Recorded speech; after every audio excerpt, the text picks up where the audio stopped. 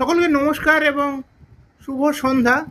মহানবমী চলছে এবং রাস্তায় প্রায় জনজোয়ার বলা যায় ঠাকুর দেখার জন্যে। তো আজকে হচ্ছে 1 অক্টোবর এবং 1 অক্টোবরের একটা বিশেষত্বই হচ্ছে যে ভারতীয় সঙ্গীতের একজন প্রাণ পুরুষ শচীন দেববর্মনের আজকে জন্মদিন। রিল অ্যান্ড রিদম আড্ডা আজকে 22 নম্বর। আজ হয়তো সিনেমা নিয়ে কথা হওয়ার কথা ছিল, কিন্তু আজকে একটু ডিভিয়েশনে যাচ্ছি। শচীন দেববর্মনকে নিয়ে দুটো ছোট্ট ছোট্ট ঘটনা বলি আপনাদের। প্রথম ঘটনা হচ্ছে, আপনারা জানেন যে শচীন দেববর্মন এবং লতা মঙ্গেশকরের একটা অভূতপূর্ব সম্পর্ক ছিল এবং সেই সম্পর্ক মাঝখানে একটুখানি চিড় খেলেও সেটা কিন্তু সারা জীবনে প্রায় অটুট রয়ে গেছে।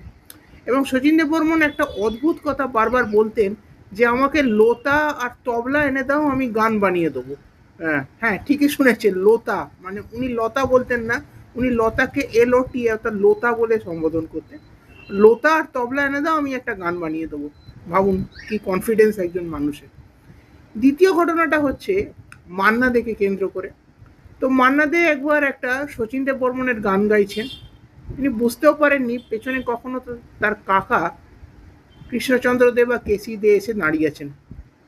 মান্না দে গানটা শেষ করে পেছন দিকে তাকালেন।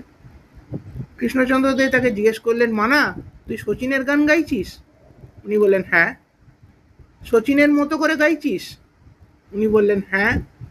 তারপর কেসি দে একটু শাসনের সুরে মান্না দেকে জিজ্ঞেস করলেন, তাহলে কি শচীনের নাকটাকেও নিতে হবে সঙ্গে করে?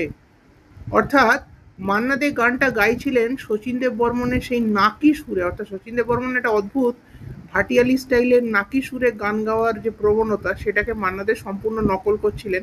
তাই এই বকাঝকা। এই দুটো ঘটনা এই প্রবাদ প্রতি সঙ্গীত পরিচালককে নিয়ে বললাম। তাকে জন্মদিনের আবারও শুভেচ্ছা। এ ধরনের ঘটনা যদি ভালো লেগে থাকে নিশ্চয়ই আমার চ্যানেলটা লাইক এবং শেয়ার করুন এবং সাবস্ক্রাইব করুন।